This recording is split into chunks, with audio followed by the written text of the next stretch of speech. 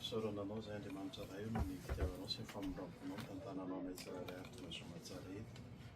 Ary fantatrao ny antony ahatongavana eto tokoa fa ny angatany aminao dia ny hanomezanao ny fanahinao masina hanaovana ny zavatra rehetra iseho vonahitra ao irery ihany.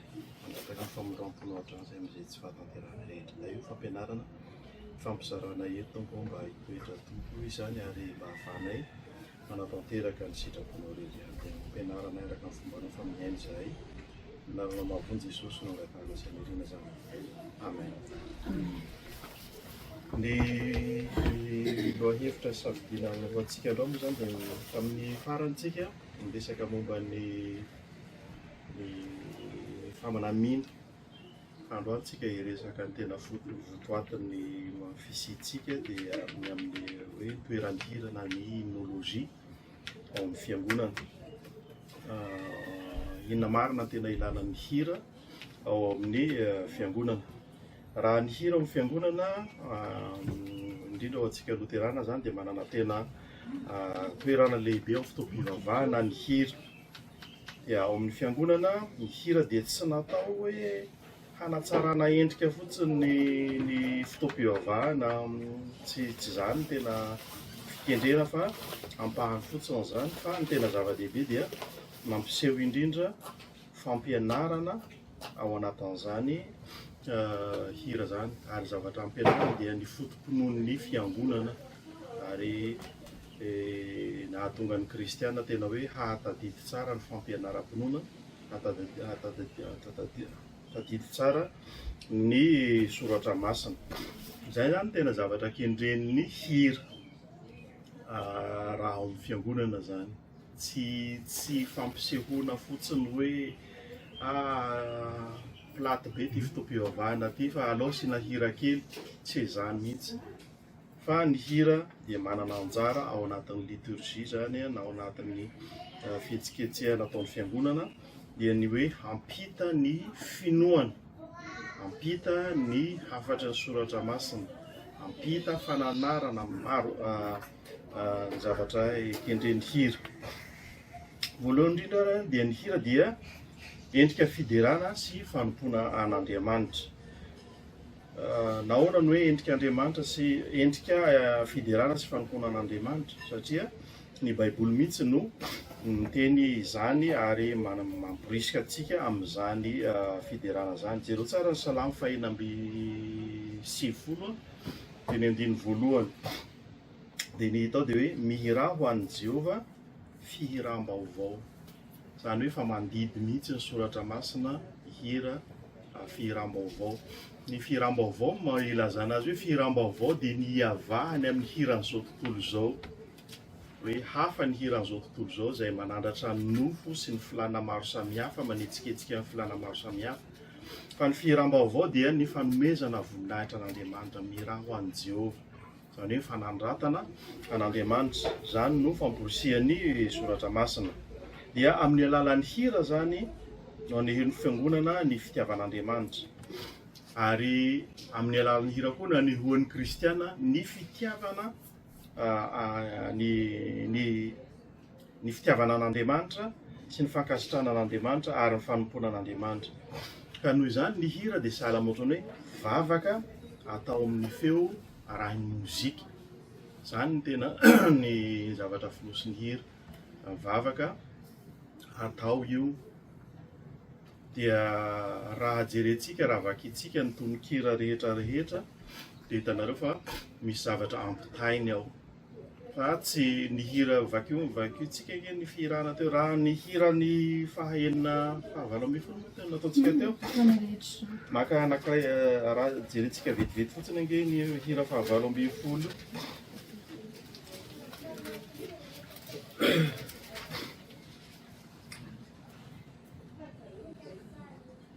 Dia sahala mivavaka ty, vavaka zay mamporisika ny olona rehetra ny amin'ny hoe mampisehony amin'ny hoe na dia ambany toetra aza sika dia amporisina hidera sy hankalaza an'Andriamanitra ary hanana an'izany fitiavana fiderana an'Andriamanitra izany. Dia hitatsika ao anatin'izany ny zavatra fonosin'ilay hira zay hoe manana endrika toy ny vavaka ilay hira. Ny faharoa dia ny hira natao fitaovana fampianarana ny tenin'Andriamanitra. Fampianarana ny tenin'Andriamanitra. Paoly apôstôly raha milaza amin'ny Kolosiana 3:7 haitsika tsy anjery teny 2:20, mifampianara sy mifananara amin'ny fahendrena rehetra amin'ny salamo sy firana ary tonokiram-panahy.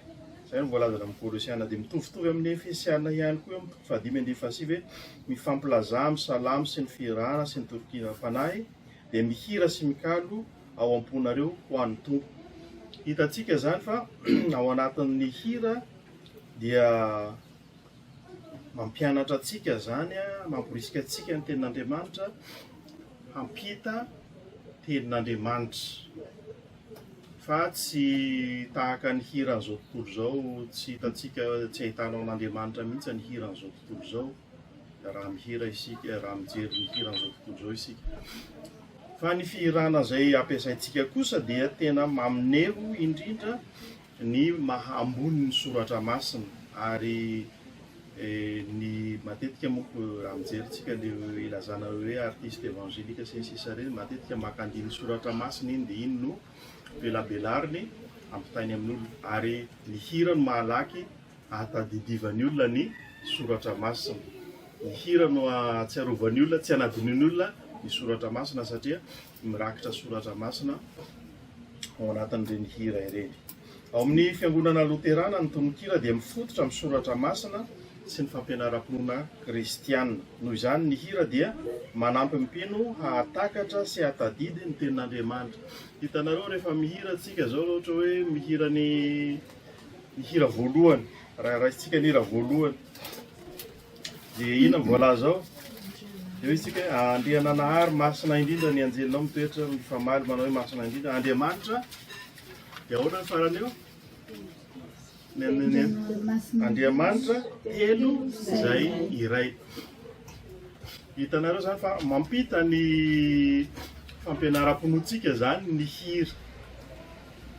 Hoe Andriamanitra telo izay iray dia mampita ny fampianaram-ponoana ny hira, fa tsy hoe hira fotsiny amin'izao io firana ampelantanantsika io. Dia ny hira sasany rehefa ny fihinanantsika io manko misy sokajy dia miresaka hoe Andriamanitra telo izay iray. Jereo fa voatanisa ao mihitsy Andriamanitra ray, zanaka ary fanahy masina, dia misy tonony tandrify amin'izany.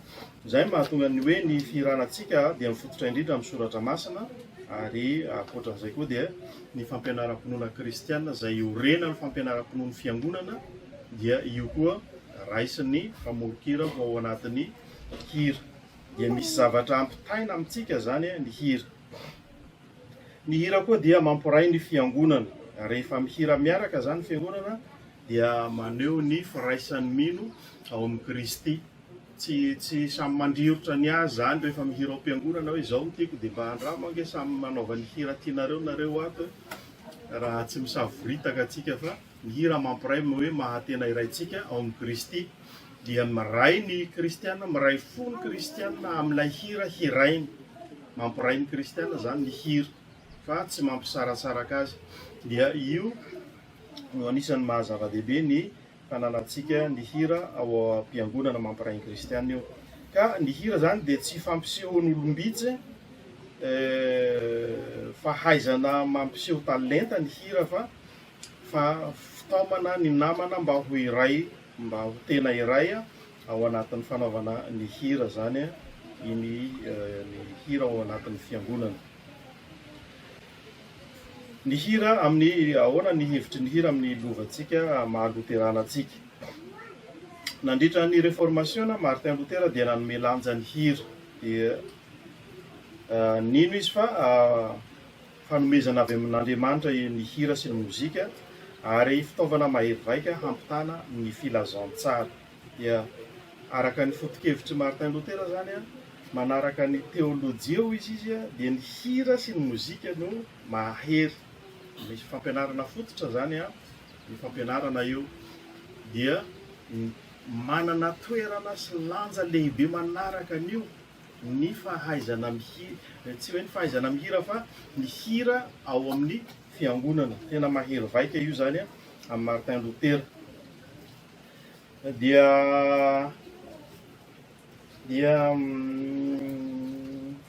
ny olona zay nanenjika amin'ny Martin Luther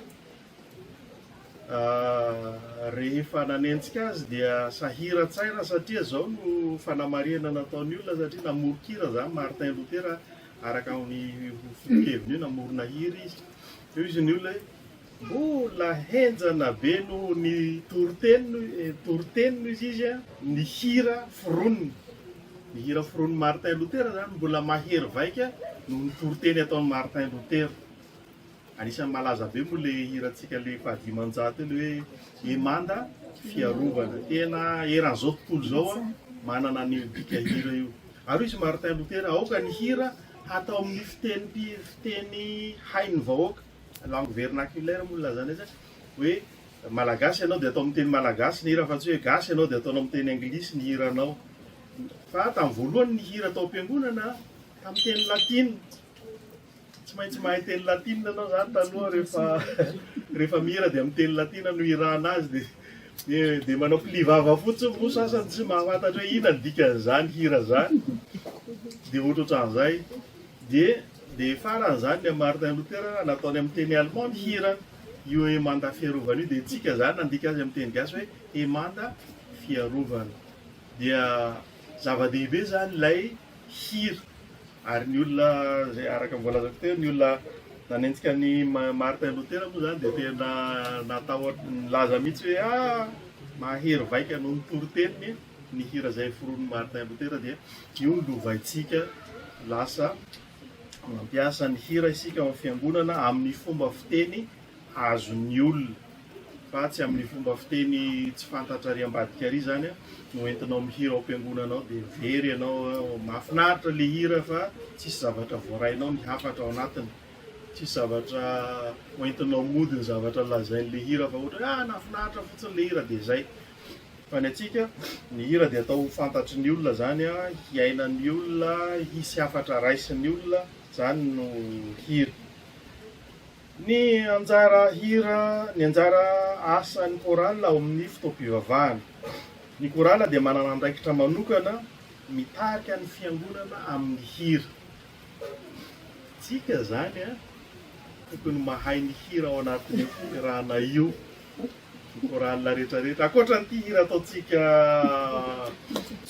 hoe mahakorala manokana ty dia tsika zany tokony hahay ny hira ao anatin'ny fihirana mihitsy ny tena hoe lova loterana mihitsy zany hoe ny korala mitarika ny fiangonana amin'ny hira amin'ireo no haitsika sasany zany fa ao tsara zany mba mahazo moyenne ohatrany antema sy ny siana zay lazaiko zay fa ny hira fotsiny jero tsara fa 127 eny atendisy tsy 216 na taloha 416 dia zay no ataoko izako hoe misy valonjato mahery ny hira ao anatin'ny fihiranao dia firy no haitsika satria tsika natao hitarika ny fiangonana zany ny korala satria zay maha korala tsika fa tsy ho korala tsy mahay hira akory tsika fa korala tokony hahay ny hira ao am-piangonana isika dia isika no mitarika ny 67 hectare zao efa manao an'io fomba anankiray io efa misy groupe mihitsy izy manao ny hira araka ny solfa dia ny fiangonana moa manaraka an'izay fiovana zay hatrany hatrany fa sarotra ny hiran'io fahirana io raha tsy misy korala mitarika eo jero tsara fa ny fomba fihirantsika ny hira faharoa io dia le fihirana momba mihira amin'le fisainto-po mahafinaritra iny mihirana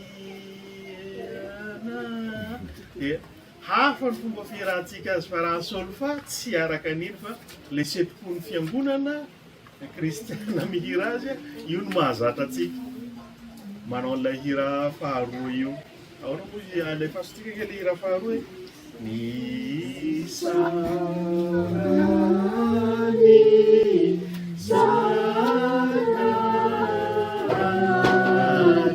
zay le feon'ny fiangonana zay fa ny solfa tsy zay hafa mihitsy hafa noho izay solfa mila andamitsika ianarana amin'ny araka ny solfa io fa tsy izay mihitsy fa isika le sainte poine no arahan'ny fiangonana dia ny mpitendry orgam-panaraka noty tsara sahira dia lasa manaraka amin'ny feom-bahoaka moa izy fa tsy raha alefa ny pary solfa dia misavoritaka atsika amin'ny fiangonana fa tsy hoe ratsy akory ilay fomba ny rahantsika mahazatra fa isika chorale fotsiny tiako tenenao hoe tsika zany tokony voalohany amin'ny fahaizana ny hira ao anatin'ny fihirana mitarika ny fiangonana amin'ny hira.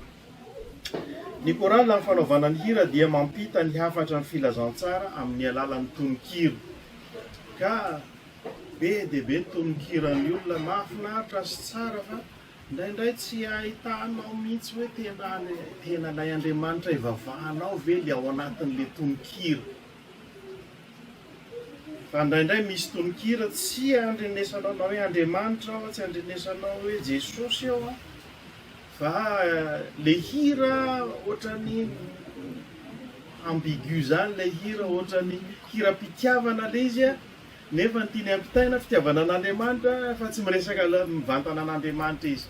Mahita an'izany tsika dia lasa mampisalasala le izy fa nefa le mpihira namorona azy tsara ny feony anaovany azy dia voataona an'iny tsika dia lasa ino no rahantsika nefa rehefa jerena ny hafatra tsy mazava tsara ambigu be le foto-kevitry le hira zany kanefa ny atsika zany ny hira ho atsika chorale dia mampita ny hafatra ny filazantsara amin'ny alalan'ny tononkira hoe mazava tsara ve ny filazantsara ampitaitsika amin'ny alalan'ny tononkira.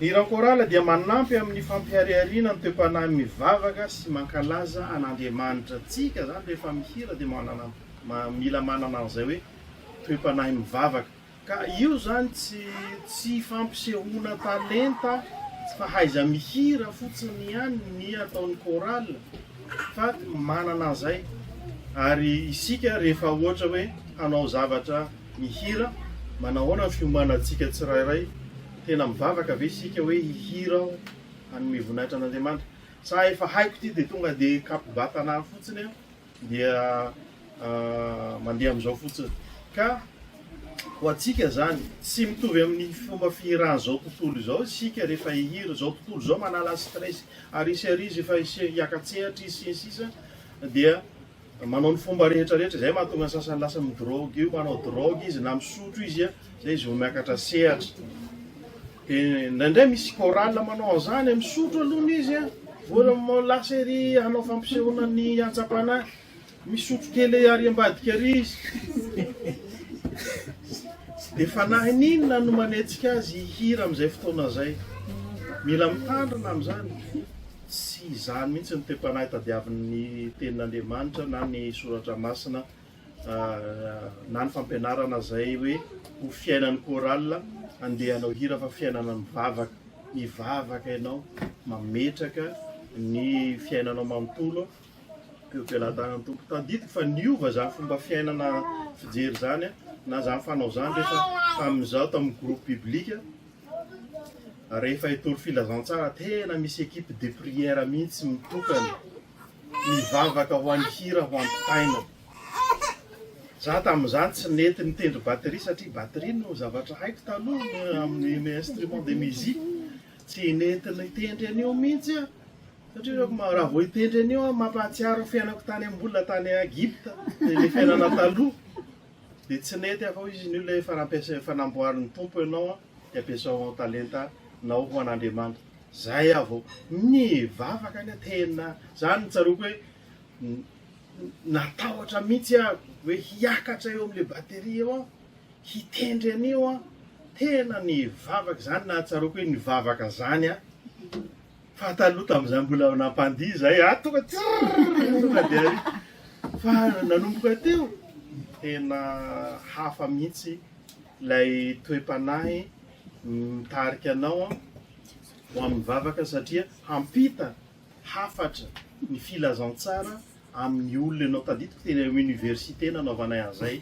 évangélisation zay feno ny Konako tamin'izay nanaovanay ny évangélisation tany Akatso feno tena hipoka mihitsy de zany rehetrarehetra zany a misy zavatra itovizany fa ny toe-pampiainanao manokana misy fahasamihafana ray a ary amin'ny zavatra hafa no mitondranao hanana fahasahina iseho no asony olona fa taty amin'ny anankiray a hafa ny toe-panahy nameno anao amin'ny fiatrehana ny olona zay hampitanao filazantsara am'izay no hanana ny tenin'Andriamanitra fahefana sy hery amin'izay mihaino ny teny zay ampitaitsika ny hira tononkira zay ampitaitsika fa raha tsy zay sika le ambarany Korintiana 1:7-10 de ahoana izy toy ny kipantsona maneno tsara feo ny kipantsona fa vy tsisy aina de tahaka ny vy maneno tsara feo sika fa tsisy aina ny zavatra ampitainao ka ny hira zany manana lanja be eo amin'ny ny fihirana azy fa tsy hoe fampisehoana mahay hira tsara tsika zao fa mihatsara feotsika fa mihatsara ny fomba fihirantsika efa isaoranao Andriamanitra zay fa aoka tsy hivaona lasa ho fampisehoana hoe mahay mihira zahay ka zay le fantsika atao amin'ny devoly indraindray lasa atao mireharehanao de tsy hita tsy mivoninahitra n'Andriamanitra. Ny hira dia manohana ny fitoriana ny tenin'Andriamanitra amin'ny manohana ny fitoriana ny tenin'Andriamanitra amin'ny alalan'ny mozika masina. Io le mozika masina io moa zany zay mahatonga antsika rehefa any am-piangonana rehefa misy zavatra ampiasaina ho an'Andriamanitra atokana misy fanokanana zany ny fitaovana rehetrarehetra ampiasaina de hoe ty atokana ho fiderana an'Andriamanitra fa tsy tahaka tany amin'ny fiangonana anankiray zay nentin'ny tanora nakany amin'ny alim-pandizana ny synthétiseur na ampandeha any amin'ny alina tonga any am-piangonana mbola tsy tonga ihany ny synthétiseur aizana mbola tavelany mbola tavelany any amin'ny toerana nanaovana fandizana ny orga miandra fiangonana ho avy ny synthétiseur iny de synthétiseur lanjalanjaina avy any miazakazaka apetraka am'izay ho tendrenandray hampiasana amin'ny fotoam-pivavahana zavatra ohatran'izany tsy mety amin'ny raha masina lasa mifangaroharo zany ary manimba ny hasin'ny fampitana filazantsara ka ny feko zany de hoe tsy tokony ho hita fampisehoana fahaiza mihira fotsiny ny asan'ny chorale fa io zany dia fanompona atao ho voninahitran'Andriamanitra sy ho fampandrosoana ny finoan'ny fiangonana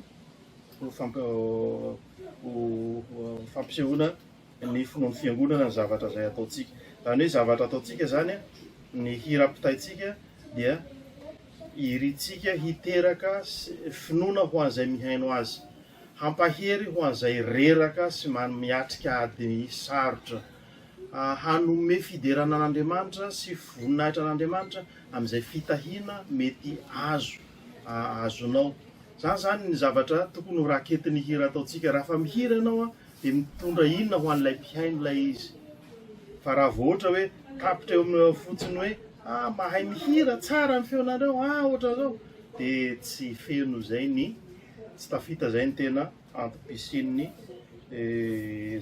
antony ny hirantsika zany de tsy tafita amin'izay fotoana zay fa lasa fireharehana na mety ho fahakiviana ho antsika hoe ratsy zany le hirantsika de ohatrohatran'izao sisy de tsy izay akory satria tsika tsy mitady fanehoana fahaiza mihira ho voninahitra ny tenantsika fa fanehoana ny voninahitr'Andriamanitra fampitana ny filazantsara amin'izay mihaino ary fampiorenam-pinoana ho an'ny kristiana zay mihaino antsika zany hira zany. Ho ao amin'ny fiangonana loterana ny hira dia ampahany manandanja amin'ny liturgia sy ny fanompo-pivavahana. Izy io zany dia fiderana an'Andriamanitra, fampianarana finoana, fampiraisana ny fiangonana, fitaovana hitondrana ny filazantsara amin'ny olona rehetra. Zay ny hirantsika ao amin'ny fiangonana zany. Ka tsy maintsy mipetraka amin'izay fa raha tsy zay akoatran'izay ny hirantsika dia tahaka ny tontolo zao sahala amin'ny kipantsona maneno tsara feo ihany sanatrian'izany dia tsara feo nefa tsisy pokaty moa zany tsy zavatra maneho ny voninahitr'Andriamanitra na hoe mahatafita ny afatra ny filazantsara isika na ny fotom-pinoan'ny fiangonana. Ka izay no mahazava-dehibe ny toeran'ny hira ao anatin'ny fiangonana, dia miankina amin'izay koa ho anareo mpamoro-kira no entina mamorona hira ho an'ny fiangonana na hoentina mamorona hira ho iran'ny koraly. Dia aoka ary samy hanatanteraka an'izany tsika ho voninahitran'Andriamanitra irery ihany. Fa asa fanompoana ny hira, mirakitra fanompoana ny hira fa tsy hoe fampisehoana talenta fotsiny ihany akory. Dia ho an'Andriamanitra irery amin'ny voninahitra. Afaka isika toy. Misaotra anao zay Jesosy satria fantatray fa nanome anay ny talenta, ny feo ianao ho talenta ampiasanay, ny talenta fahaizana ny hira. Dia manampy anay ary mampahereza anay Jesosy amin'ny asanao eo anivon'ny fiangonana, ahafahanay mampita ny filazantsara-nao amin'ny olona rehetra, ahafahanay koa mampahery ny mpanomponao rehetra amin'ny finoana izay fananany, mampiorona azy amin'izany, mampahery ny fanantenana ao anatin'ny tsirairay ihany koa ny amin'ny ho avy amin'ny fiainana mandrakizay, ary hanandratra ny voninahitra ao amin'ny fiainana manontolo mandritra ny mpiandrom-piainanay, mba ho taratra tokoa eo amin'ny fiainanay, mahazanaka ao anay n'aiza misy anay tompo, ary dia mba ho fahazavana ho an'izao tontolo izao ny fiainanay tsirairay avy. Dia Alaony dera ny laza voninahitra mandrakizay. Misaotra Jesosy. Amen.